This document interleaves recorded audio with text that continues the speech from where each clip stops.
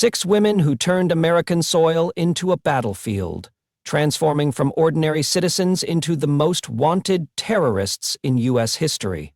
These weren't foreign operatives who infiltrated our borders. These were mothers, students, and professionals who used their American identities to plot mass murder and destruction against their own countrymen. Welcome to Savage Case Files. Today we're exposing America's most dangerous female terrorists who turned freedom into a weapon against their own country. From cop killers to ISIS commanders, these women shattered every assumption about female violence and domestic security. Their crimes redefined what terrorism looks like when it comes from within. Unlike foreign terrorists who attack from outside our borders, these 6 women were born or raised in America, making their betrayal even more shocking and devastating. They walked among us as neighbors, classmates, and community members, while secretly planning attacks that would claim lives and terrorize entire regions. Their American citizenship became their greatest weapon, providing cover, access, and the element of surprise. From Black Liberation Army shootouts in the 1970s to ISIS training camps in Syria, these cases span decades of domestic terrorism that evolved with changing political movements and global conflicts. Each woman exploited her American identity and freedoms to wage war against the very system that protected her rights and opportunities. Their stories reveal how radicalization can transform anyone, regardless of background, education, or social status, into an enemy of the state. These 6 women proved that terrorism has no gender, no typical profile, and no limits when ideology meets opportunity and access. Hit subscribe to never miss our investigations into the most dangerous criminals who walked among us, hiding their deadly intentions behind familiar faces and American passports.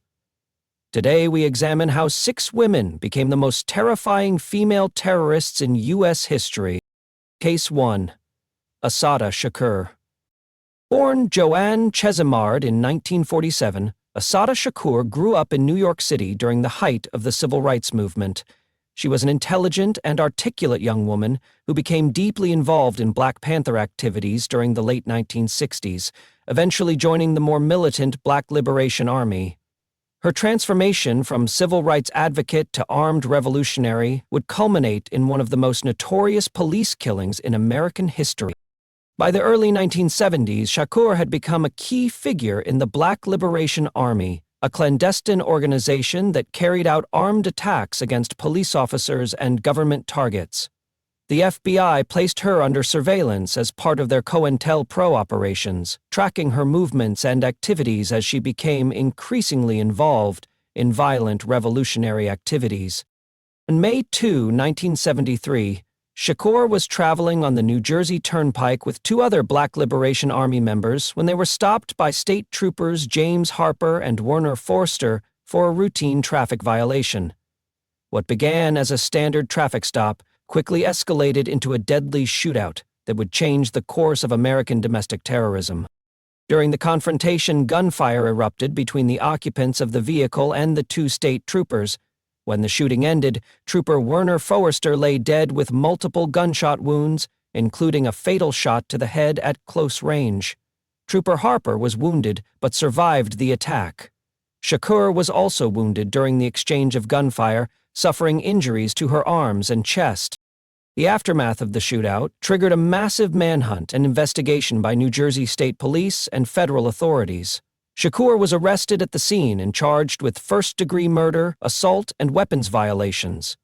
Her trial became a focal point for radical activists who viewed her as a political prisoner rather than a common criminal.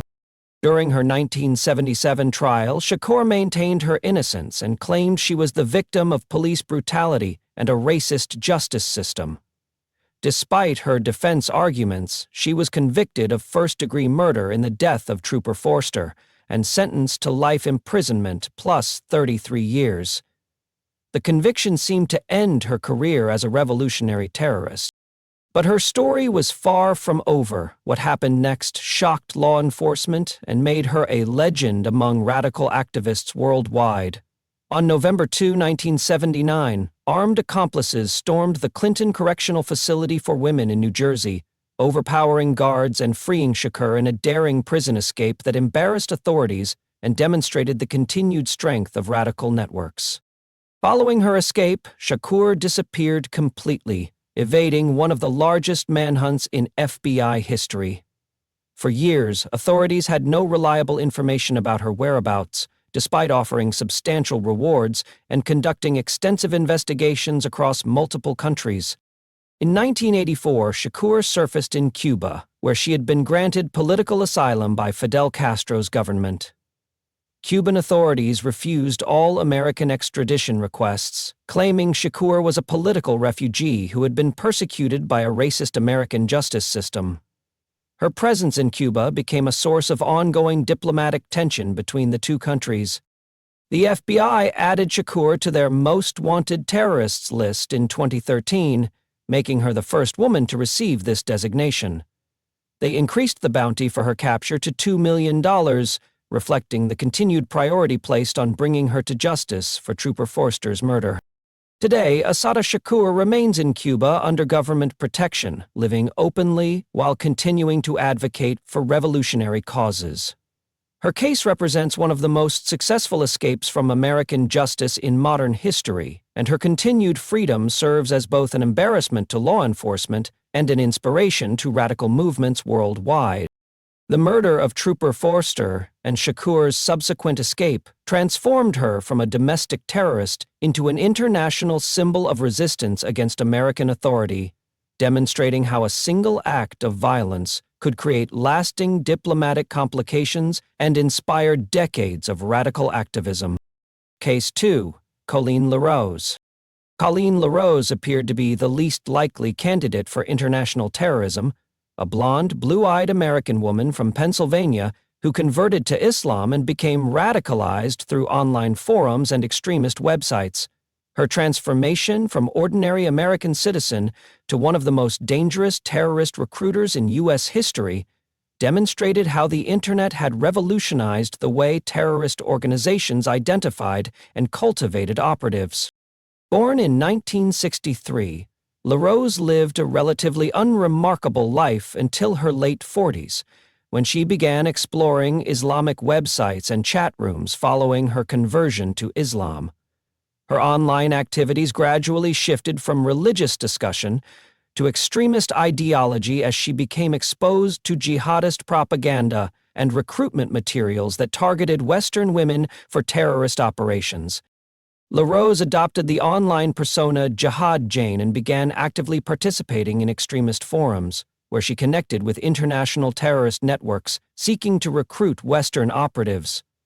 Her American citizenship, Caucasian appearance, and English fluency made her an ideal candidate for terrorist organizations looking to exploit Western freedoms and avoid security screening that typically focused on Middle Eastern suspects.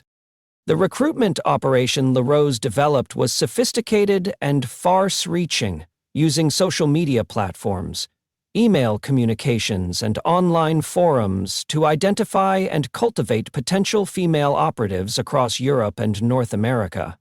She understood how to exploit the anonymity of Internet communications to build trust with potential recruits while avoiding detection by law enforcement agencies. Her most ambitious plot involved the planned assassination of Swedish cartoonist Lars Vilks, who had drawn controversial cartoons depicting the Prophet Muhammad that had angered extremist groups worldwide. LaRose used her online connections to coordinate with European operatives who would carry out the actual attack, while she provided logistical support and recruitment assistance from the United States. The assassination plot required extensive international coordination, with LaRose serving as a key communication hub between American and European operatives. She provided financial support, travel assistance, and strategic planning for the attack while maintaining her cover as an ordinary American woman living in Pennsylvania. Her ordinary appearance masked one of the most dangerous recruitment operations in modern terrorism history, as LaRose successfully identified and cultivated multiple female operatives who were willing to carry out violent attacks against Western targets. Her ability to avoid suspicion while coordinating international terrorist activities demonstrated the evolving nature of modern terrorism. The FBI began monitoring LaRose's online activities as part of broader surveillance of extremist communications, eventually uncovering the full scope of her recruitment operations and assassination plot. International cooperation with European law enforcement agencies revealed the extent of her terrorist network and the imminent threat posed by her operatives. On March 9, 2010, LaRose was arrested at Philadelphia International Airport as she attempted to board a flight that would have taken her closer to her European operatives. The arrest disrupted the assassination plot and exposed one of the most sophisticated online recruitment operations ever discovered by American authorities. During interrogation, LaRose provided detailed information about her recruitment methods, online contacts, and the planned assassination of Lars Vilks. Her cooperation with authorities revealed the extent of her terrorist activities and helped identify other operatives within her international network. LaRose pleaded guilty to conspiracy to murder in a foreign country, conspiracy to provide material support to terrorists, making false statements, and attempted identity theft. Her guilty plea acknowledged the full scope of her terrorist activities and her role in coordinating international attacks against Western targets. In January 2014, LaRose was sentenced to 10 years in federal prison, a term that reflected both the seriousness of her crimes and her cooperation with authorities in dismantling her terrorist network. She was released in 2018 after serving her full sentence, having become a case study in homegrown radicalization and online terrorist recruitment. The Jihad Jane case marked the first major prosecution of an American woman for recruiting operatives for international terrorism, highlighting the evolving role of women in modern terrorist organizations and the dangers posed by online radicalization and recruitment. Case 3. Jane Alpert. Jane Alpert was the privileged daughter of middle-class parents who graduated from Swarthmore College with a degree in classical Greek, seemingly destined for an academic career rather than a life of revolutionary violence. Her transformation from intellectual student to domestic terrorist occurred during the turbulent late 1960s, when opposition to the Vietnam War radicalized an entire generation of American college students. By 1969, Alpert had become deeply involved with the Weather Underground movement and other radical leftist organizations that advocated violent revolution against the American government. Her intellectual background and privileged upbringing made her an unlikely candidate for terrorism, but her commitment to ending the Vietnam War through any means necessary drove her toward increasingly extreme actions. On November 11, 1969, Alpert participated in a coordinated bombing campaign that targeted multiple federal and commercial buildings across New York City. The attacks were designed to strike at symbols of American military and economic power, while avoiding civilian casualties through carefully timed explosions during non-business hours. The bombing targets included the Whitehall Induction Center, where young men reported for military draft processing, the Federal Building in Manhattan, the Chase Manhattan Bank headquarters, and the General Motors Building. Each location was selected for its symbolic value in representing the military-industrial complex that radical groups blamed for perpetuating the Vietnam War. The explosions caused significant property damage but avoided mass casualties due to the bombers' decision to detonate their devices during early morning hours when the buildings were largely empty. This approach reflected the Weather Underground strategy of attacking property rather than people, though the potential for accidental deaths remained high. Following the bombings, Alpert was indicted on federal conspiracy charges along with her co-conspirators.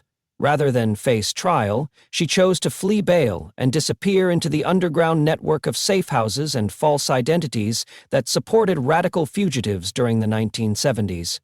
Her decision to become a fugitive transformed her from a bombing conspirator into one of America's most wanted domestic terrorists. For nearly 5 years, Alpert lived underground, moving between safe houses and assuming false identities while federal authorities conducted an intensive manhunt. The FBI placed her on their most wanted list and offered substantial rewards for information leading to her capture, but the radical underground network successfully concealed her location. During her years as a fugitive, Alpert underwent a profound personal transformation that would ultimately lead to her voluntary surrender. She became involved in the emerging feminist movement and began questioning the male-dominated leadership of radical organizations that had recruited her for violent activities. For years, she lived in the shadows, but conscience would force a shocking decision that surprised both law enforcement and her former radical associates. In 1974, Alpert made the unprecedented decision to voluntarily surrender to federal authorities, citing her feminist awakening and disillusionment with the violent tactics of the radical left.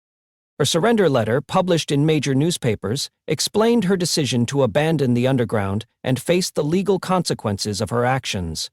She criticized the sexism within radical organizations and announced her commitment to feminist causes rather than violent revolution.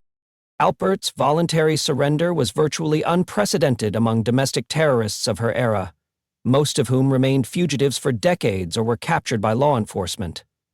Her decision to turn herself in demonstrated a level of moral reflection rarely seen among committed revolutionaries. During her legal proceedings, Alpert cooperated with authorities and provided information about the underground networks that had supported her during her fugitive years. Her cooperation helped law enforcement understand the structure and operations of radical support systems. Alpert was sentenced to 27 months in federal prison for conspiracy charges related to the 1969 bombings, plus an additional 4 months for contempt of court.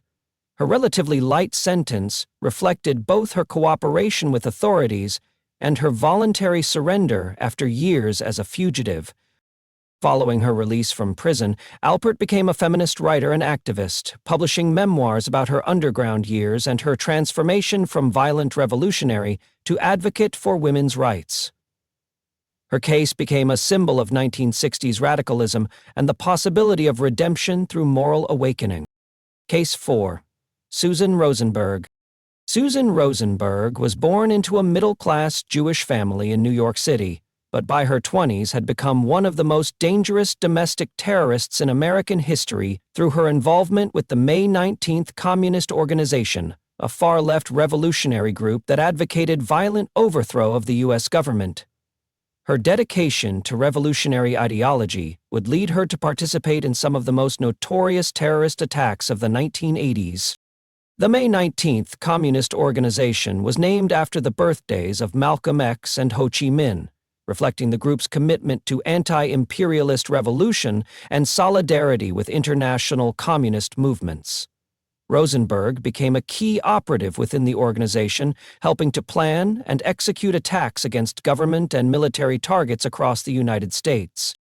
On October 20, 1981, Rosenberg played a crucial support role in the infamous Brinks armored car robbery in Nyack, New York, that resulted in the deaths of 2 police officers and a security guard. The robbery was intended to fund revolutionary activities, but the violent outcome demonstrated the deadly consequences of the group's criminal operations. The Brinks robbery involved members of the Weather Underground and Black Liberation Army working together to steal $1,600,000 from an armored car making a routine pickup at a shopping mall. Rosenberg provided logistical support and safe-house assistance for the robbery team, making her an accessory to the murders that occurred during the heist. Following the robbery, Rosenberg went underground as part of a broader FBI manhunt targeting members of the revolutionary network responsible for the attack. She spent years as a fugitive, moving between safe houses and assuming false identities while continuing to participate in terrorist planning and weapons acquisition. During her underground years, Rosenberg became involved in plotting prison escapes for captured revolutionaries and acquiring weapons and explosives for future attacks. Her activities included surveillance of potential targets, recruitment of new operatives, and coordination with international terrorist organizations. The FBI conducted an intensive investigation into the revolutionary network, using informants, surveillance, and financial tracking to identify safe houses and weapons caches used by the fugitive terrorists. The investigation revealed the extensive infrastructure supporting domestic terrorist operations during the 1980s. On November 29, 1984, FBI agents arrested Rosenberg and an associate at a storage facility in Cherry Hill, New Jersey, where they discovered a massive weapons cache that included 740 pounds of explosives, automatic weapons, handguns, and thousands of rounds of ammunition. The arsenal was sufficient to carry out multiple terrorist attacks against government and civilian targets. The arsenal she stockpiled could have leveled city blocks and killed hundreds of innocent people in coordinated terrorist attacks that would have rivaled the worst domestic terrorism incidents in American history. The discovery of such a massive weapons cache demonstrated the serious threat posed by domestic revolutionary groups. Rosenberg was charged with weapons and explosives violations rather than murder charges related to the Brinks robbery, as prosecutors focused on the immediate threat posed by her weapons stockpiling activities. She was convicted on multiple federal charges and sentenced to 58 years in prison without the possibility of parole. During her imprisonment, Rosenberg became a cause célèbre among leftist activists who viewed her as a political prisoner rather than a terrorist. Her supporters argued that her lengthy sentence was disproportionate to her crimes and reflected political persecution rather than appropriate criminal justice. In one of the most controversial decisions of his presidency, Bill Clinton commuted Rosenberg's sentence on January 20, 2001, his final day in office. The commutation reduced her sentence to time served, allowing her immediate release after 16 years in federal prison. The commutation sparked intense controversy, with law enforcement officials and victims' families arguing that Rosenberg had not served sufficient time for her role in deadly terrorist attacks. Critics accused Clinton of rewarding terrorism and undermining the justice system through his clemency decision. Following her release, Rosenberg became involved in various activist organizations and served on the board of directors for several nonprofit groups. Her post-prison activities continued to generate controversy, particularly her involvement with organizations that received public funding despite her terrorist background. Susan Rosenberg's case remains one of the most controversial examples of domestic terrorism and presidential clemency in American history, demonstrating how political considerations can influence criminal justice outcomes and the ongoing debates surrounding punishment for terrorist activities. Case 5. Afa Siddiqui. Dr. Afia Siddiqui was a brilliant Pakistani-American neuroscientist who earned degrees from MIT and Brandeis University, representing the American dream of immigrant success through education and professional achievement. Her transformation from respected academic to alleged al-Qaeda operative remains one of the most controversial and mysterious cases in post-9/11 counterterrorism efforts. Born in Pakistan in 1972, Siddiqui moved to the United States in the 1990s to pursue advanced education in neuroscience. She completed her undergraduate studies at MIT and earned a PhD from Brandeis University, establishing herself as a promising researcher with expertise in neurological disorders and cognitive science. Following the September 11 attacks, federal investigators began examining the activities of Muslim academics and professionals who might have connections to terrorist financing networks. Siddiqui came under FBI scrutiny due to her alleged involvement in purchasing equipment and materials that could be used for terrorist operations. In 2003, the FBI issued a global alert seeking information about Siddiqui's whereabouts, identifying her as a person of interest in terrorism investigations. The alert described her as an al-Qaeda operative who had been involved in planning attacks against American targets and financing terrorist activities through academic and professional networks. Shortly after the FBI alert was issued, Siddiqui disappeared from her home in Massachusetts, along with her 3 young children. Her sudden disappearance triggered an international manhunt as authorities sought to locate her and determine whether she had fled to avoid prosecution or had been kidnapped by unknown parties. For 5 years, Siddiqui's whereabouts remained completely unknown, despite extensive investigations by American and international law enforcement agencies. Her disappearance became one of the most puzzling cases in counterterrorism efforts, with conflicting theories about whether she was hiding voluntarily or had become a victim herself. The mystery surrounding her disappearance generated significant controversy, particularly among Pakistani officials and human rights organizations who claimed she had been secretly detained and tortured by American intelligence agencies. These allegations were consistently denied by U.S. authorities, who maintained they had no knowledge of her location. For 5 years, she vanished without a trace, but her reappearance would be explosive and violent, shocking both American and Pakistani officials who had been searching for answers about her mysterious disappearance. In July 2008, Afghan police arrested Siddiqui outside a government compound in Ghazni, Afghanistan, where she was allegedly carrying documents describing potential terrorist targets. During her detention at an Afghan police station, Siddiqui allegedly grabbed an M4 rifle from an American soldier who was preparing to interrogate her and opened fire on U.S. personnel. The shooting incident resulted in Siddiqui being wounded and charged with attempted murder of American military and FBI personnel. The circumstances surrounding her arrest and the shooting incident became highly controversial, with Siddiqui's defense team claiming she had been tortured during her 5-year disappearance and was suffering from severe mental illness that affected her actions. Pakistani officials demanded a full investigation into her treatment and the circumstances of her detention. In 2010, Siddiqui was tried in federal court in New York on charges of attempted murder, assault with a deadly weapon, and firearms violations related to the shooting incident in Afghanistan. Her trial became a focal point for international attention and diplomatic tensions between the United States and Pakistan. During the trial, Siddiqui's erratic behavior and outbursts in court supported defense arguments that she was mentally ill and not competent to stand trial. However, psychiatric evaluations determined she was capable of understanding the proceedings and assisting in her defense.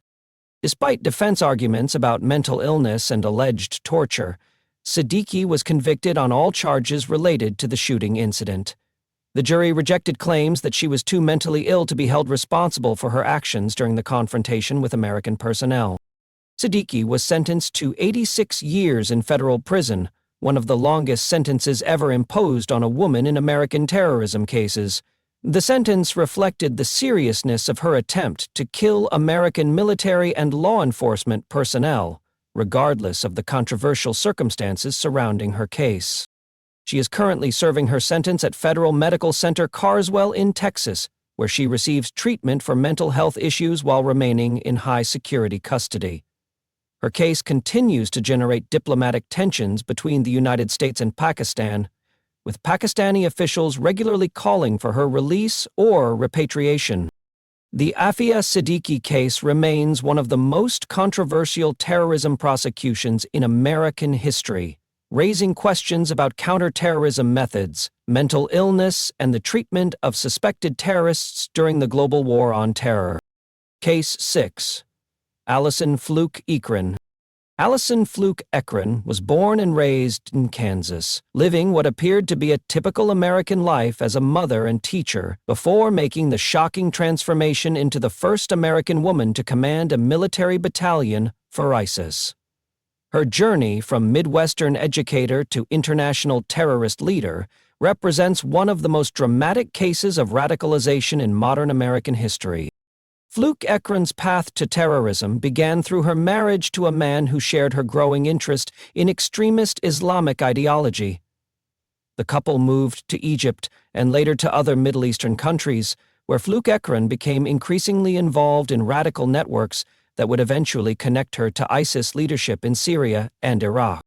By 2014, Fluke Ekren had relocated to Syria with her family, where she became deeply embedded within ISIS territorial control areas. Her American citizenship, education background, and English fluency made her a valuable asset for the terrorist organization, which was actively recruiting Western operatives to enhance their international operations. ISIS leadership recognized Fluke Ekren's potential and appointed her to command Katiba Nusayba, an all-female military battalion responsible for training women in weapons handling, explosives manufacturing, and suicide bombing techniques. Her appointment marked the first time an American woman had been given such a high-level military command within a major terrorist organization. She transformed from American mother to ISIS military commander, overseeing training programs that prepared female operatives for terrorist attacks against Western targets. Her battalion became one of the most feared units within ISIS, known for their willingness to carry out suicide missions and their expertise in urban warfare tactics. The Katiba Nusayba Battalion, under Fluke Ekren's command, trained hundreds of women from across the globe, including recruits from Europe, North America, and other Western countries who had traveled to Syria to join ISIS. Her training programs focused on creating operatives who could return to their home countries and carry out attacks. Fluke Ekren's training curriculum included instruction in automatic weapons, grenade handling, suicide vest construction, and tactical planning for urban terrorist attacks. She personally supervised training exercises and evaluated recruits for their suitability for different types of terrorist operations. Her leadership role extended beyond military training to include recruitment activities and propaganda production aimed at attracting more Western women to join ISIS operations. She appeared in recruitment videos and online materials that were distributed through social media platforms to target potential female recruits. International intelligence agencies began tracking Fluke Ekren's activities through communications intercepts and reports from sources within ISIS-controlled territories. Her high-profile role within the organization made her a priority target for counter-terrorism operations by multiple countries. The investigation into Fluke Ekren's activities required extensive international cooperation between American, European, and Middle Eastern intelligence services. Her American citizenship complicated efforts to apprehend her, as she was operating in areas controlled by ISIS, where traditional law enforcement had no access. As ISIS territorial control collapsed in Syria and Iraq, Fluke Ekren attempted to escape capture by fleeing to other countries in the region. However, her high profile within the organization and her American citizenship made it difficult for her to avoid detection by international authorities. In 2021, Fluke Ekren was finally captured and extradited to the United States to face federal terrorism charges. Her arrest marked the end of one of the most extensive manhunts for an American woman involved in international terrorism, spanning multiple countries and years of investigation. During her legal proceedings, Fluke Ekren pleaded guilty to conspiracy to provide material support to ISIS, acknowledging her role in training female operatives and commanding the terrorist organization's all-female military battalion. Her guilty plea avoided a lengthy trial but ensured she would face significant prison time. The evidence against Fluke Ekren included testimony from former ISIS members, communications intercepts, and documentation of her training activities within the terrorist organization. Her case provided unprecedented insight into the role of women within ISIS military operations. Fluke Ekren was sentenced to 20 years in federal prison, reflecting the seriousness of her crimes and her leadership role within one of the world's most dangerous terrorist organizations. Her sentence serves as a warning to other Americans who might consider joining international terrorist groups. Her case represents the evolution of female roles in international terrorism, demonstrating how women have moved beyond support functions to assume leadership positions in major terrorist organizations. The Fluke Ekren case highlighted the need for enhanced counterterrorism efforts targeting female operatives and commanders. The prosecution of Alison Fluke Ekren marked the first time an American woman had been convicted for commanding a military unit within a major international terrorist organization, setting important legal precedents for future cases involving female terrorist leaders. 6 American women who transformed from ordinary citizens into the most dangerous female terrorists in U.S. history reveal disturbing patterns about radicalization, betrayal, and the evolution of domestic threats. Their cases span 5 decades of American terrorism, from 1970s revolutionary violence to modern ISIS operations, demonstrating how female involvement in terrorism has evolved alongside changing political movements and global conflicts. The ideological diversity among these women is striking. Black liberation movements, far-left revolutionary groups, and Islamic extremism represent completely different motivations and methods. Yet all produced female terrorists willing to kill for their causes. Assata Shakur and Susan Rosenberg emerged from 1970s to 80s leftist movements.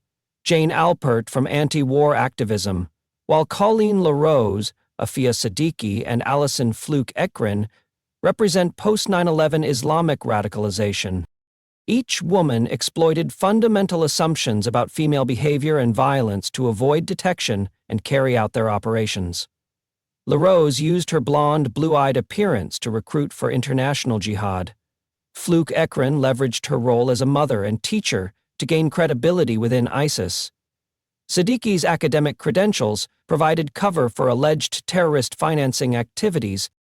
The methods employed by these terrorists evolved dramatically over time, reflecting technological advances and changing security environments. Early cases, like Alpert and Rosenberg, involved traditional bombing campaigns and weapons stockpiling, while later cases, like LaRose, demonstrated how the Internet revolutionized terrorist recruitment and coordination. American citizenship became their greatest weapon, providing freedom of movement, access to targets, and the ability to avoid suspicion that typically focused on foreign nationals. Their betrayal of citizenship represents a fundamental violation of the social contract that grants rights and freedoms in exchange for loyalty to the nation. Legal responses varied dramatically based on the era and circumstances of each case. Alpert received a relatively light sentence after voluntary surrender, while Rosenberg's 58-year sentence was controversially commuted by President Clinton. Modern cases like Siddiqui and Fluke Ekren received lengthy federal sentences reflecting post-9/11 counterterrorism priorities. The international complications created by these cases demonstrate how domestic terrorism can become diplomatic problems. Shakur's asylum in Cuba continues to strain U.S.-Cuban relations, while Siddiqui's case created tensions with Pakistan. These women transformed from American citizens into international incidents. Current status reveals the long-term consequences of their choices. Shakur remains a fugitive in Cuba. LaRose was released after serving her sentence. Rosenberg controversially received clemency. Siddiqui serves 86 years in federal prison, and Fluke Ekren faces decades behind bars. Only Alpert successfully reintegrated into society after serving her time. Their cases provide crucial lessons for modern counterterrorism efforts about the potential for female radicalization across different ideological movements. The assumption that women are less likely to engage in terrorism has been repeatedly proven false by these 6 cases spanning multiple decades. The evolution from 1970s bombing campaigns to modern online recruitment and international military command demonstrates how female terrorists have adapted to changing technological and political environments while maintaining their capacity for violence and betrayal of American values. 6 women who proved that terrorism has no gender, no typical profile, and no limits when ideology meets opportunity and access. Assata Shakur murdered a state trooper and escaped to Cuba, where she remains protected by a hostile government. Colleen LaRose used her American appearance to recruit international operatives for assassination plots. Jane Alpert bombed federal buildings before surrendering and finding redemption through feminism. Susan Rosenberg stockpiled enough explosives to level city blocks before receiving controversial presidential clemency. Afia Siddiqui, the brilliant neuroscientist, now serves 86 years for attempting to murder American personnel. Alison Fluke Ekren commanded an ISIS battalion, training female operatives in suicide bombing techniques before facing 20 years in federal prison. Their collective impact extends far beyond individual crimes and sentences. These women shattered fundamental assumptions about female violence and domestic security, forcing law enforcement to recognize that mothers, students, and professionals could become America's most dangerous enemies. Each case revealed new vulnerabilities in American society that terrorists could exploit, from highway shootouts in the 1970s to ISIS training camps in Syria. These women adapted their methods to changing political movements and technological advances while maintaining their commitment to violence against their own country. Their American citizenship became their most powerful weapon, providing access and cover that foreign terrorists could never achieve. The ongoing consequences of their choices continue to shape American counterterrorism efforts and international relations. Shakur's presence in Cuba remains a diplomatic irritant, while Siddiqui's case continues generating tensions with Pakistan. Their crimes created lasting damage that extends far beyond their individual victims. Which case shocked you most? The cop killer who escaped to Cuba and remains free? The blonde recruiter who plotted international assassinations? The academic who stockpiled enough explosives to destroy city blocks? The neuroscientist serving 86 years for attempted murder?